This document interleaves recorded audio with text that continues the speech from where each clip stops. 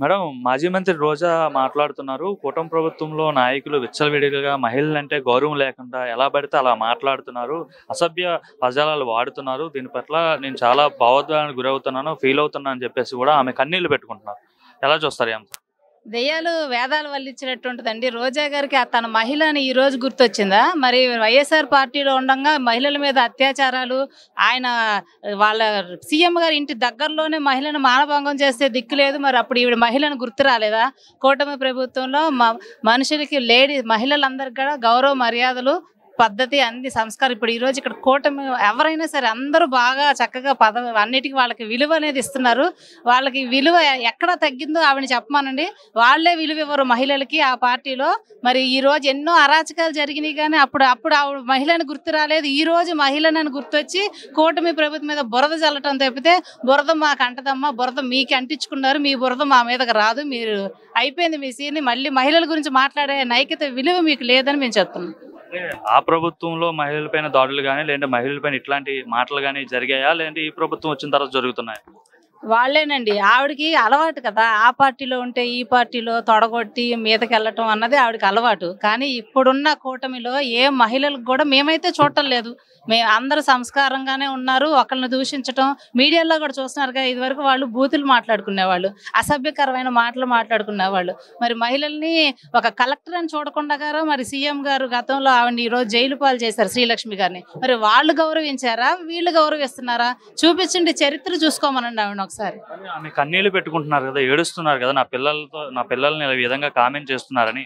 ఏమండి, ఆవిడ ఏడుపు కారణం ఏంటంటే ఆవిడకి పదవి లేదు, ఇప్పుడు అధికారం లేదు, ఇప్పుడు తిరుపతి దేవుడి గుడిలో కూడా దోచుకోవడానికి ఇప్పుడు అర్హత లేదు, ఆ డబ్బు వచ్చే మార్గం లేక వాళ్ళు కొట్టుమిట్టాడిపోతున్నారు. నీళ్ళల్లో వచ్చిన చేప ఎలా కొట్టుకుంటుందో అలా కొట్టుకుంటూ వచ్చే మాటలండి ఇవి. మరోవైపు వైసీపీకి సంబంధించిన మాజీ ఎమ్మెల్యే, ధర్మవరం ఎమ్మెల్యే మాట్లాడుతున్నారు. అమరావతిని చంద్రబాబు క్వాంటమ్ వ్యాలీగా చేస్తున్నాడు, కానీ అమరావతికి అర్హత లేదు, అమరావతిలో చేపలు పెంచుకుంటే బెటరు, ఆక్వా వ్యాలీగా ప్రకటిస్తే బెటర్ అని చెప్పి రాజధాని కోసం ఆయన మాట్లాడుతున్నాడు. ఏ విధంగా చూస్తారు? ఏమండి, అమరావతిని ఎంత మట్టి తెచ్చారు మోడీ గారు, ఇసుక తెచ్చారు, నీరు తెచ్చారు, అని మాకు పనికిరాదని చెప్పి చాలా నరేంద్ర మోడీ గారిని దూషించిన వ్యక్తులు వాళ్ళు. వెళ్ళి మళ్ళీ ఈ రోజు అమరావతి గురించి మాట్లాడే విలువే, అసలు వాళ్ళకి నైతిక హక్కు లేదండి. ఎందుకంటే 3 రాజధానులు అన్నారు, ఇప్పుడు రాజధాని గురించి మాట్లాడే హక్కు వాళ్ళకి లేదు. ఎందుకంటే చంద్రబాబు నాయుడు గారు వేసిన దారిని ఆయన నడవకుండా పక్కదారి వేసుకొని పరదాలు కట్టుకొని తిరిగిన సీఎంని మేమైతే ఇప్పటి వరకు మా చేరేది, నాకు 50 సంవత్సరాలు వచ్చినాయి, నేను ఎప్పుడు ఏ సీఎంని పరదాలు కట్టుకొని తిరగలేదు. వాళ్ళు అసలు రాజధాని గురించి మాట్లాడే హక్కు, నైతిక విలువ వాళ్ళకి లేదండి.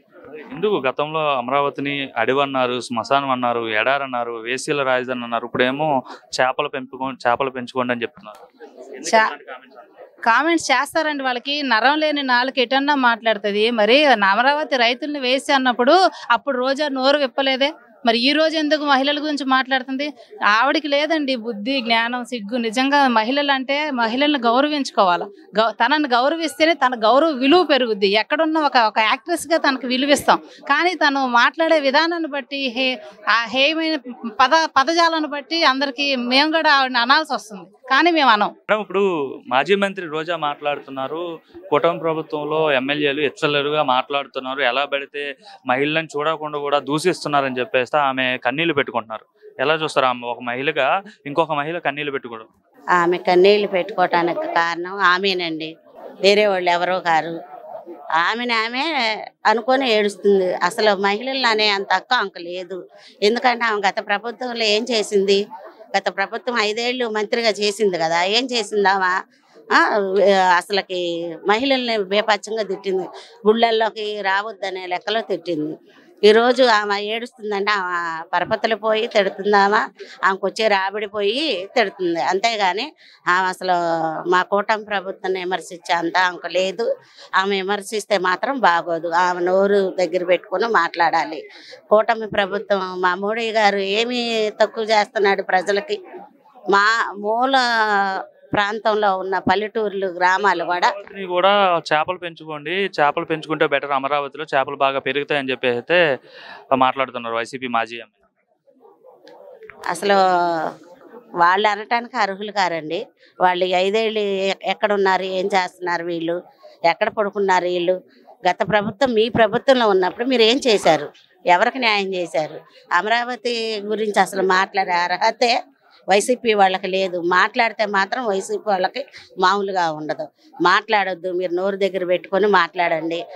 ఇప్పుడు ఉన్న ఈ కూటమి ప్రభుత్వం మాత్రం ప్రజల్లోకి మళ్ళీ మళ్ళీ ఇదే కూటమి ప్రభుత్వం కావాలని కోరుకుంటున్నారు.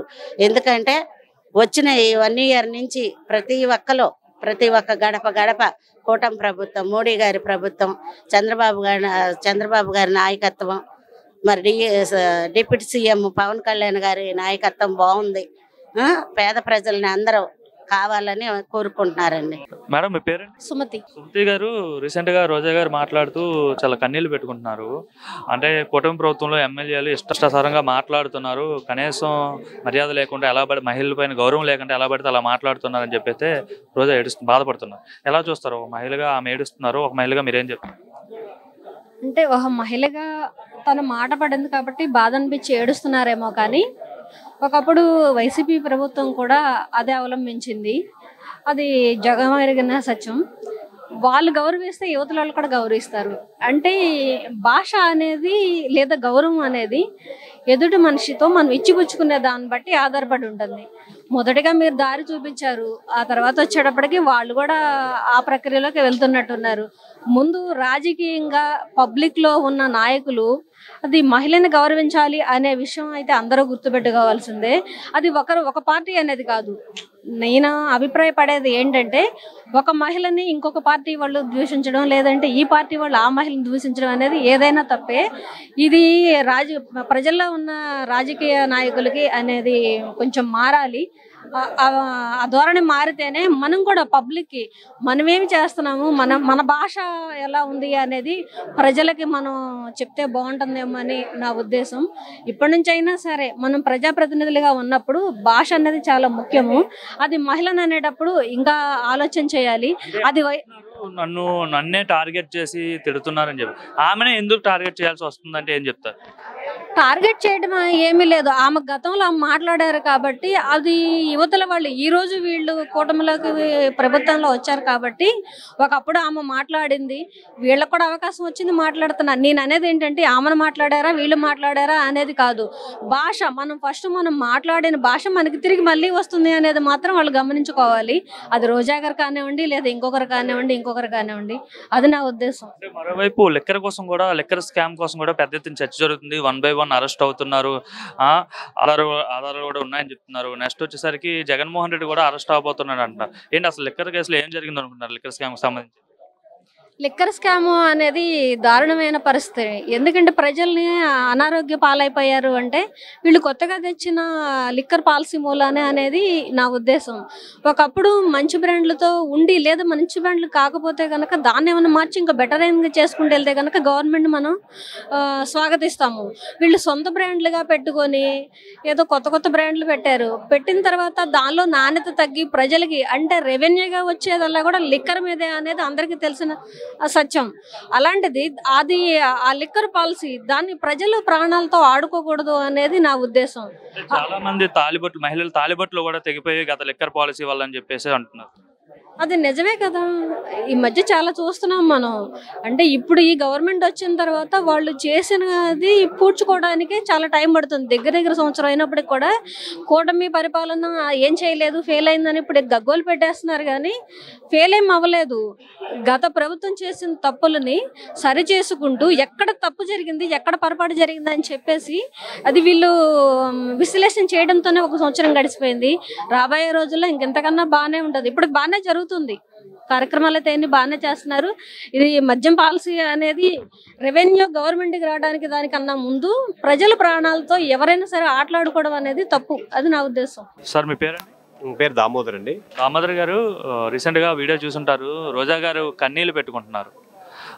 కూటమి ప్రభుత్వంలో ఎమ్మెల్యేలు ఇష్టం వచ్చినట్టుగా మాట్లాడుతున్నారు, మహిళలంటే అసలు గౌరవం లేకుండా అసభ్య పదజాలాలతో దూషిస్తున్నారు అని చెప్పి అయితే ఆమె కన్నీట పర్వతమే. ఎలా చూస్తారు? రోజా గారు మాట్లాడడం ఒక హాస్యాస్పందంగా ఉంటుందండి. ఎందుకంటే మరి ఆవిడ ఉన్నప్పుడు మహిళలకి చాలా చోట్ల కూడా దాడులు జరిగాయి. అదే రాజధాని కావాలని కూడా మహిళలు కూడా ధర్నాలు చేశారు. మరి అప్పుడు మంత్రిగా ఉన్నప్పుడు రోజా గారు ఏం చేశారండి? అదే మహిళ ఉన్నప్పుడు రోజా గారు కూడా మాట్లాడాలి కదా. కానీ ఇప్పుడు అంటే ద్వంద్వ వైఖరి చూపిస్తూ ఏదో 4 బొట్లు కన్నీరు కారుస్తుంటే అది ప్రజలు కూడా గమనిస్తూ ఉంటారు. ఎందుకంటే ప్రజలు ఎవరి పాలనలో ఏం చేస్తున్నారు, కూటమి పాలనలో ఎలా జరుగుతుంది, అంతకుముందు పాలనలో ఏం జరుగుతుందని ప్రజలు మీడియా అందరూ కూడా గమనిస్తూనే ఉన్నారండి. మనం 4 కన్నీటి బొట్లు కారిస్తే మాత్రం ప్రజలు నమ్మేస్తారని మాత్రం ఒక భ్రమ అనుకోవాలి రోజా గారికి. ఎందుకు ఇట్లా ఆవిడ కన్నీళ్ళు పెట్టుకున్న అవసరం ఏమొచ్చిందంటారు? అలా లేకపోతే ఆవిడ గుర్తింపు లేదు కదండి. ఇప్పుడు అలా చేయలేదు అనుకోండి, అలా మాట్లాడలేదు అనుకోండి, ఏమవుతుంది? వైసీపీలో మళ్ళీ ఆవిడకి రోజా ఉందో లేదో అని మళ్ళీ ఎవరు గుర్తించారు కదా.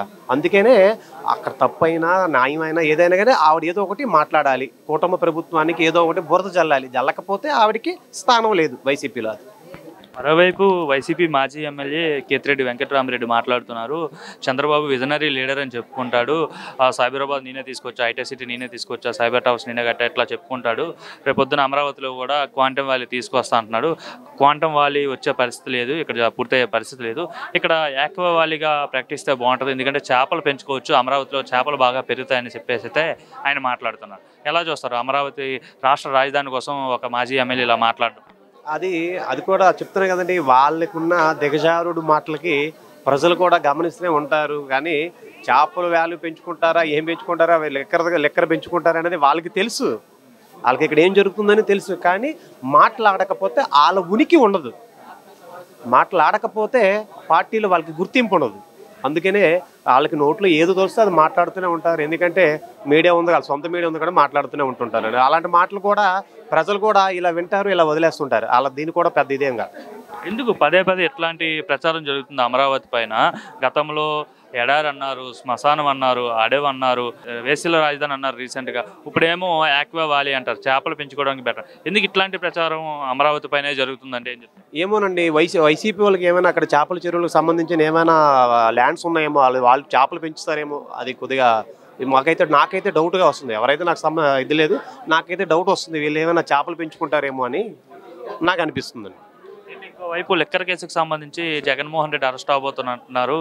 ఏంటి అసలు లిక్కర్ కేసు ఇదంతా వాస్తవం లేదు, ఇదంతా కూడా ట్రాష్, ఇదంతా కూడా కావాలనే మా పైన అక్రమ కేసులు పెడుతున్నారని చెప్పేస్తే వైసీపీకి సంబంధించిన వాళ్ళు మాట్లాడతారు. నిజంగా లిక్కర్ కేసు సంబంధించి అసలు ఏం జరిగిందంటారు? లిక్కర్ కేసులు అనేది అది ఎందుకంటే లిక్కర్ కేసులో చాలా మంది మీద కేసులు చాలా పడ్డాయి. జగన్మోహన్ రెడ్డి గారిది అనేది చట్టం చూసుకుంటుంది, తర్వాత ప్రభుత్వాలు చూసుకుంటాయండి. ఎందుకంటే దాని గురించి నాకు అవగాహన లేదు కాబట్టి నేను దాని గురించి లిక్కర్ స్కామ్ జరిగి ఉంటుందా? అంటే ఇప్పుడున్న లిక్కర్ పాలసీ కానీ కంపేర్ టు దట్ లాస్ట్ గవర్నమెంట్లో ఉన్న లిక్కర్ పాలసీ కానీ ఏమైనా తేడా కనిపిస్తుందా మీకు? ఖచ్చితంగా తేడా ఉంది కదండి. ఫోన్పే లేదు, ఫోన్పేలు పెట్టలేదు, డైరెక్ట్ క్యాష్ అంతా క్యాష్ పెట్టారు. అది పక్క రాష్ట్రానికి ఇక్కడ రాష్ట్రానికి కూడా తేడా ఉంది. మరి ఖచ్చితంగా ఉండే ఉంటుంది అనుకుంటున్నాను.